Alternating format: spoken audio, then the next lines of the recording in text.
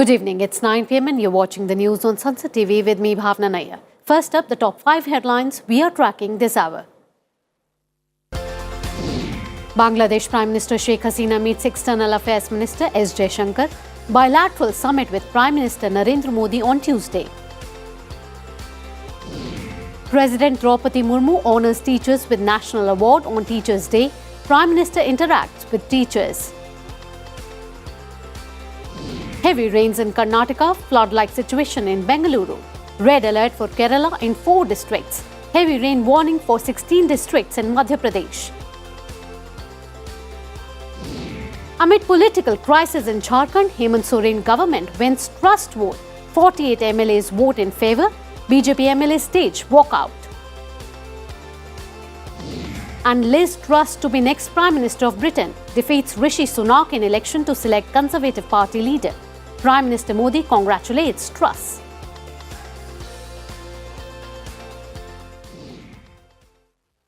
After the main headlines, some speed news now. Substantial reduction in pupil-teacher ratio in last decade.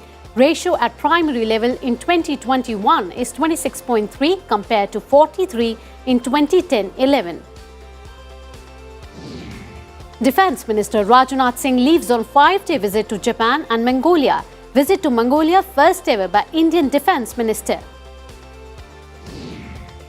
India was restricted from pursuing ties with Israel earlier due to political reasons, says External Affairs Minister S. Jaishankar. J&K Chief Electoral Officer convenes all-party meeting in Jammu on Monday to discuss revision of electoral rolls. 2 killed, 10 injured in fire incident in Lucknow. Defence Minister Rajnath Singh expresses grief.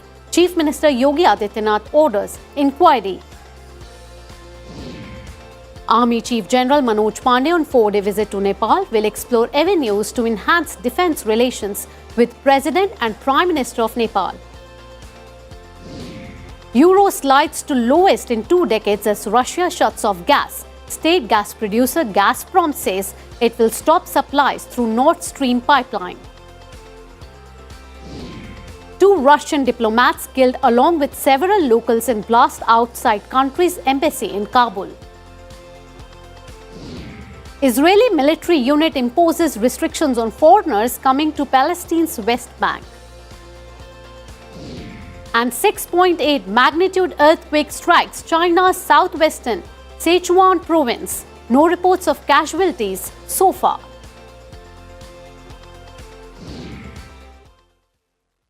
And tonight's top story. Bangladeshi Prime Minister Sheikh Hasina arrived in New Delhi today on a 4-day trip to expand ties between the two countries. She is accompanied by a delegation of Bangladeshi ministers and senior officials. The Bangladesh Prime Minister was received at the airport by the Minister of State for Railways and Textiles, Darshana Jardosh. She will hold bilateral ties with Prime Minister Narendra Modi tomorrow, with focus on defence, trade and river water sharing. Last month, India and Bangladesh finalized the agreement on interim sharing of the water of the Kushiara River. The MOU will be signed on Tuesday. External Affairs Minister S. Jaishankar called on Bangladesh Prime Minister Sheikh Hasina in Delhi today. The two leaders discussed bilateral and regional issues of mutual interest.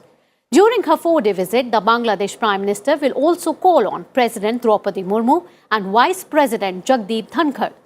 On Thursday, she is scheduled to visit the Dargah of the revered Sufi saint Moinuddin Chishti in Ajmer in Rajasthan.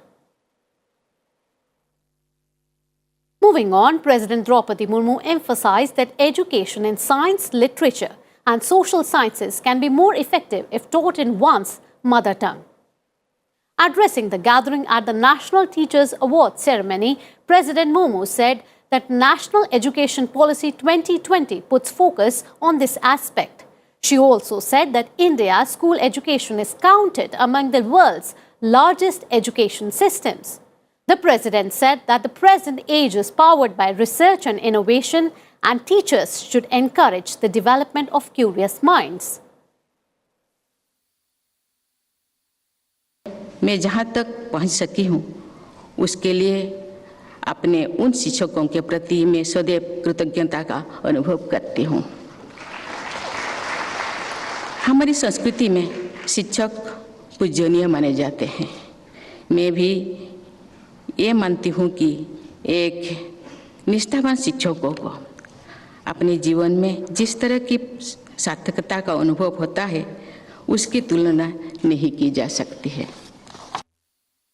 She also presented the National Awards to Teachers 2022 to 46 select awardees to honor their contribution to school education.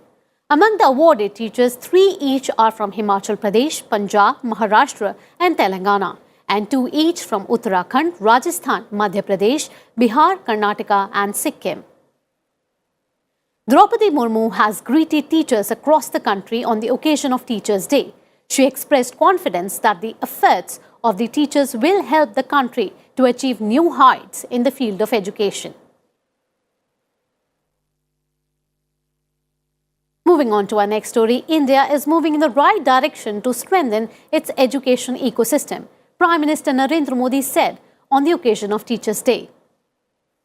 Interacting with National Teachers Award recipients at his residence, Prime Minister Modi said that India's new education policy is being appreciated across the globe, with teachers having played a big role in formulating it.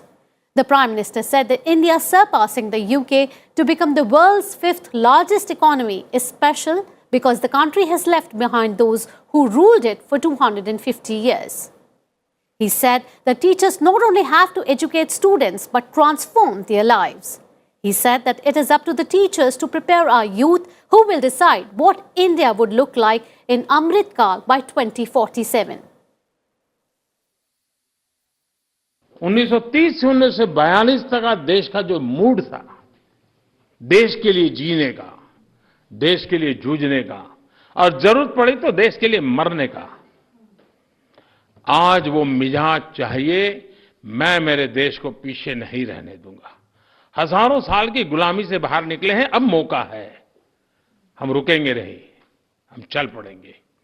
ये मिजाज पहुंचाने का काम सभी हमारे शिक्षक वर्ग के द्वारा हो तो ताकत अनेक गुना बढ़ जाएगी।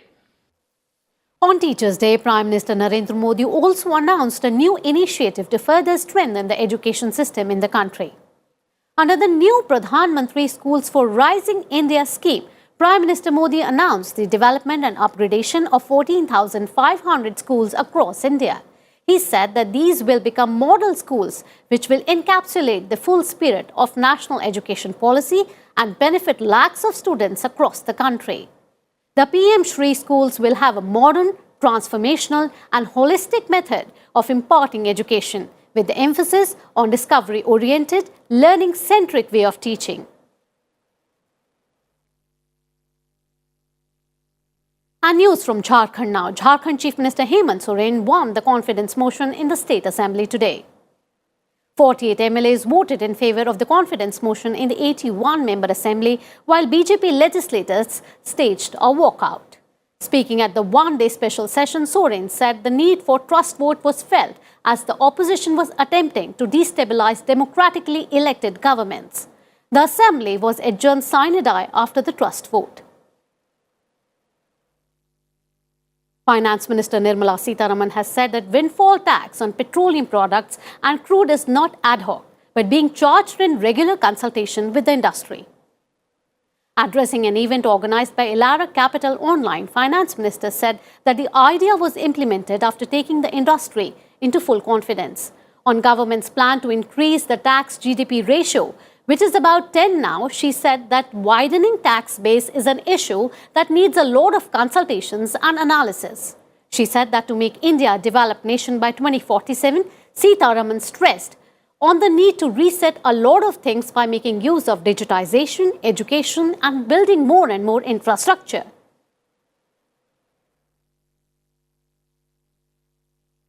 Union Home Minister Amit Shah chaired a meeting of BJP MPs, MLAs and corporators in Mumbai with focus on upcoming BMC elections. In the meeting, the BJP set a target of 150 seats in the BMC polls. Targeting former Maharashtra Chief Minister Uddhav Thackeray, Amit Shah said that he didn't just betray the BJP but insulted the mandate of the people of the state.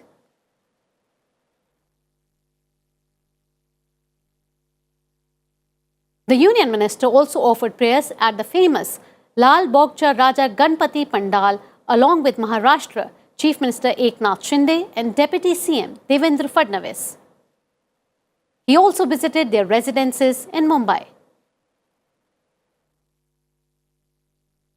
And now monsoon news. Heavy rains have thrown life out of gear in several parts of Karnataka. India's IT capital Bengaluru struggled with inundation and waterlogging and severe traffic snarls. Several lakes in the city were overflowing and stormwater drains were flooded. Water entered the houses in low-lying areas of the city.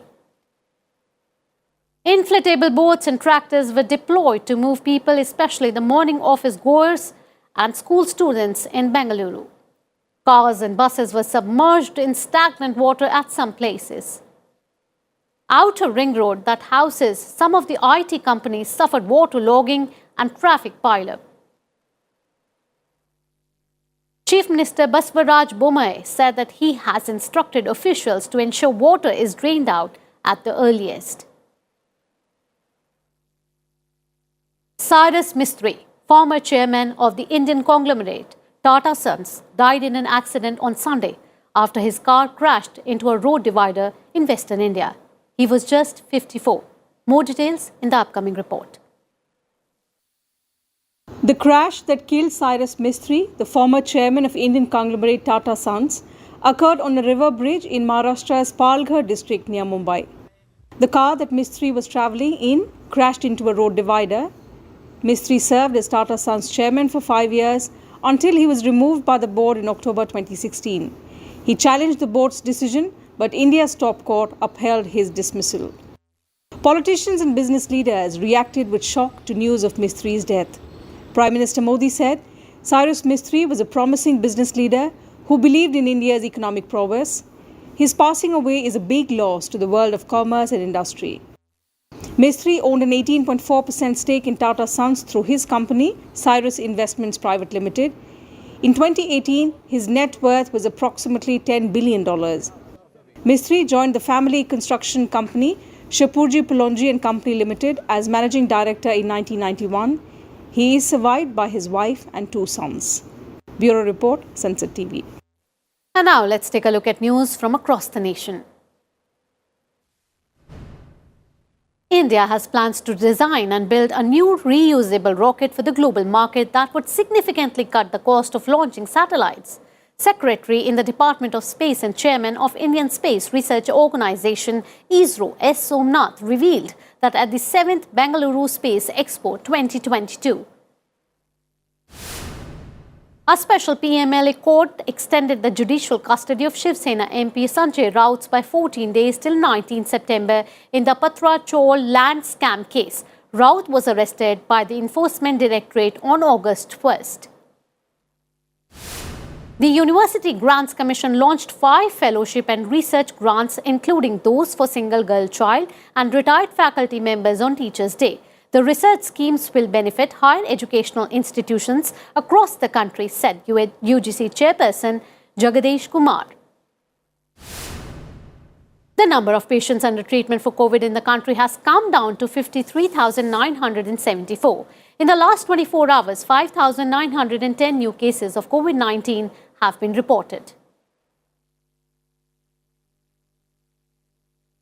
Slipping into a very short break here on the other side.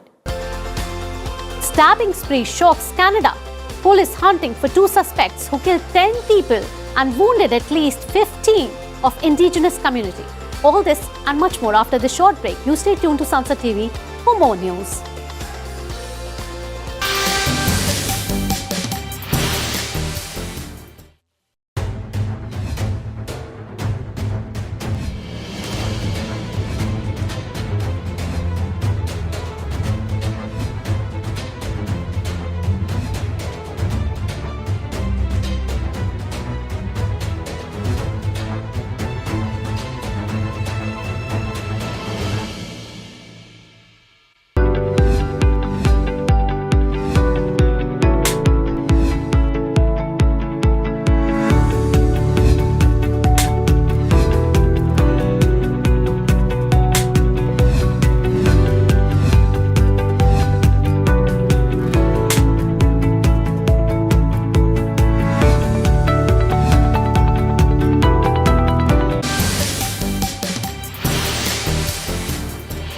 Welcome back after the break. You're watching the news in time now for all the big developments from the Russia-Ukraine war front.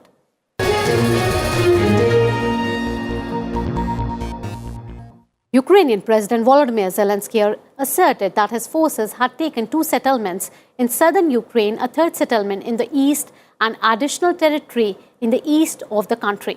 However, he did not say precisely where the territories were. He thanked his forces for liberating the settlements. In his video address, Zelensky said he had called on the EU to urgently allocate its next round of aid. He also pressed for a new wave of sanctions on Russia in a phone call with European Commission Chief Ursula von der Leyen. A Russian missile struck a residential area in southwestern Kharkiv on Sunday evening, injuring 2 civilians. The missile exploded between a multi-story apartment and detached houses. Some of the single houses were severely damaged in the aftermath, with missile pieces shattering windows and doors.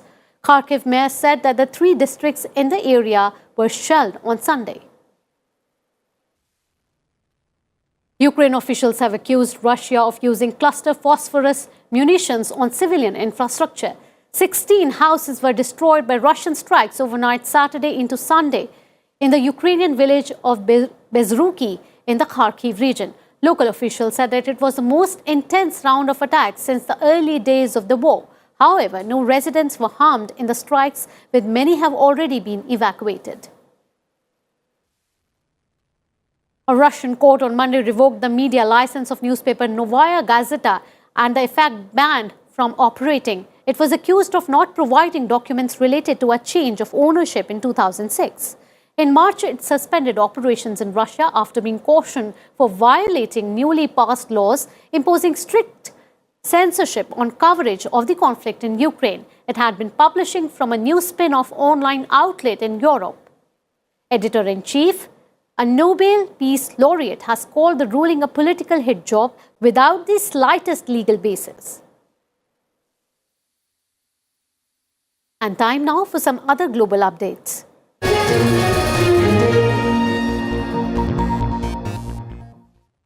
Liz Truss was named leader of the governing Conservative Party and Britain's next Prime Minister on Monday, taking power at a time when the country faces a cost of living crisis, industrial unrest and a recession.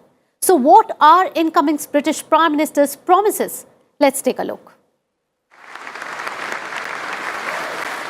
Liz Truss on Monday became the 3rd woman to be elected Prime Minister of the United Kingdom.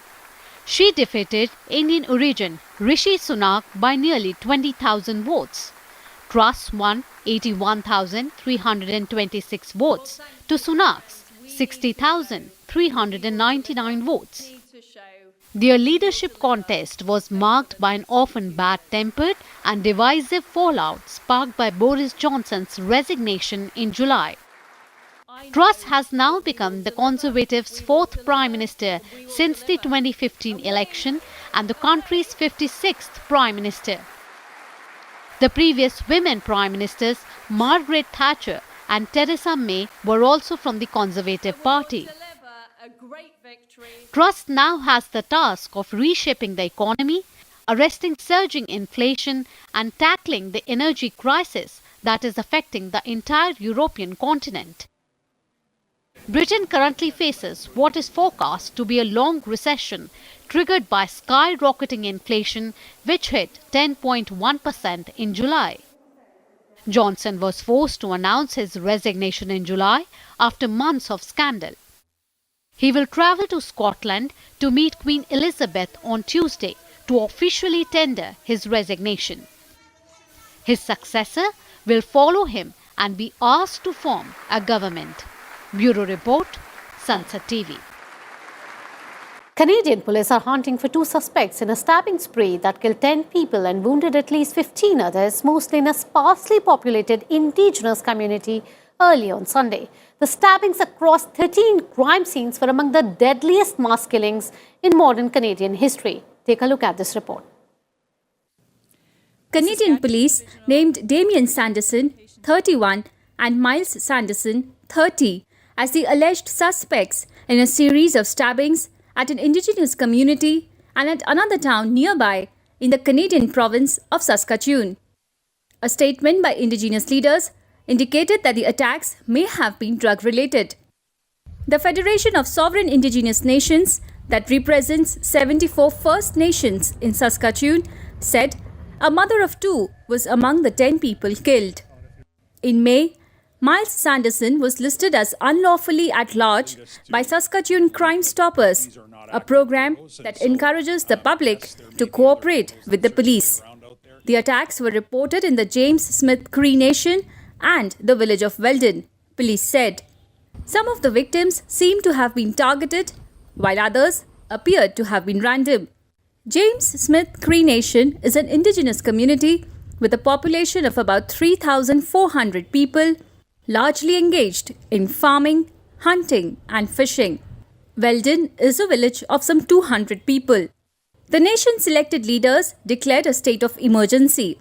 The first stabbings were reported at 5:40 a.m. and within 3 hours, police issued a province-wide dangerous persons alert. By the afternoon, similar alerts were also issued in Saskatchewan's neighbouring provinces, Alberta and Manitoba. Bureau Report, Sansad TV. Many coastal cities across country suspended ferry services and classes and cancelled flights on Sunday as new typhoon Hinnamnor, the strongest global storm this year, blew its way past Taiwan and Korea's with fierce winds and heavy rains. Here are the details. Hundreds of flights were grounded and more than 200 people evacuated in South Korea as Typhoon Hinnamnor approached the country's southern region with heavy rains and winds up to 304 kilometers per hour. It is the strongest global storm this year. South Korea's weather agency said the country will start to feel the full force of Hinnamnor by early Tuesday, when it is forecast to graze the southern resort island of Jeju before making landfall near the mainland city of Busan. Authorities raised concern about potentially huge damage from flooding, landslides and tidal waves. In an emergency meeting on Monday, President Yoon Suk-yeol urged maximum efforts to prevent casualties. The typhoon also pounded parts of southern Japan with heavy rain and strong winds. Parts of Kyushu were expected to be hit by some 12 inches of rain in the 24 hours to noon on Tuesday. Airlines cancelled flights and some companies suspended production at factories in some parts of the country, bracing for the impact of the approaching typhoon. Bureau Report, Sansad TV. More international stories now in Global Wrap. Islamabad has voiced concern over the Taliban's claim that Pakistan was allowing the US to operate drones from its soil against Afghanistan. It has privately conveyed to the de facto rulers of Kabul that such allegations will be detrimental for the bilateral ties. Afghan Interim Defence Minister Mullah Muhammad Yaqoob last week alleged that Pakistan was allowing the US to operate drones from its soil against the war-torn country. On July 31st, Al-Qaeda leader Ayman al-Zawahiri was killed by a missile fired from a CIA drone against its hideout in central Kabul. Philippine leader Ferdinand Marcos Jr. affirmed deepening economic and security ties with Indonesia on Monday during the first overseas trip of his presidency. Indonesia is the region's largest economy and traditional first diplomatic destination for new leaders in the 10-member Association of Southeast Asia Nations. Indonesian President Joko Widodo and his wife Iriana hosted Marcos and Philippines First Lady Liza Araneta at a ceremony. China locked down 65 million of its citizens under tough COVID-19 restrictions and is discouraging domestic travel during national holidays. Most of the 21 million people in the city of Chengdu are confined to their apartments, while in Tianjin, classes have been moved online after 14 new cases were reported. China's reported 1,552 cases on Monday. Sweden's Prime Minister Magdalena Andersson on Sunday was on campaign trail a week before her country's national election to tackle fears over gang violence and rising electricity bills. Andersson travelled by bus to communities near Stockholm and reassured voters. The election on September 11th comes amid a sense of rising insecurity, with a spate of shootings in Sweden making crime a key campaign issue. Flash floods in Sudan killed 12 people on Monday, bringing the death toll since May to 112. The floods have also inundated around 85,000 houses, hospitals, schools and other government facilities across the country. A spokesman said that the deaths included 74 people who drowned, 32 people when their homes collapsed, while 6 died of electrocution. And now let's see what's happening in the world of sports. Having lost their first Super 4 match of the Asia Cup against arch rivals Pakistan on Sunday, Rohit Sharma's men will take on Sri Lanka in a must-win game on Tuesday. Putting a potent bowling unit on the park will be a big challenge for the team management. With second title in sight, Max Verstappen made the most of his unerring speed and reliability and the chaotic teamwork of his rivals to claim a dramatic victory for Red Bull in his home Dutch Grand Prix on Sunday. Bayern Munich and RB Leipzig stumble as Freiburg go top of Bundesliga. Union battle to a well-earned 1-1 draw at home of Bayern, allowing fellow high flyers Freiburg to leapfrog their way to the top. Australia's Nick Kyrgios has sent defending champion Daniel Medvedev tumbling out of the US Open. The notoriously temperamental Kyrgios produced some scintillating shot-making on his way to a superb 7-6, 3-6, 6-3, 6-2 win over the world number 1 from Russia. In the women's draw, rising American star Gauff kept home's hope alive with a batting 7-5, 7-5 win over China's Zhang Shuai. The 18-year-old will now play France in form Caroline Garcia for a place in the semi-finals. And that's a wrap of today's Bulletin the News. Keep watching Sansad TV for more news and updates. Good night. Namaskar.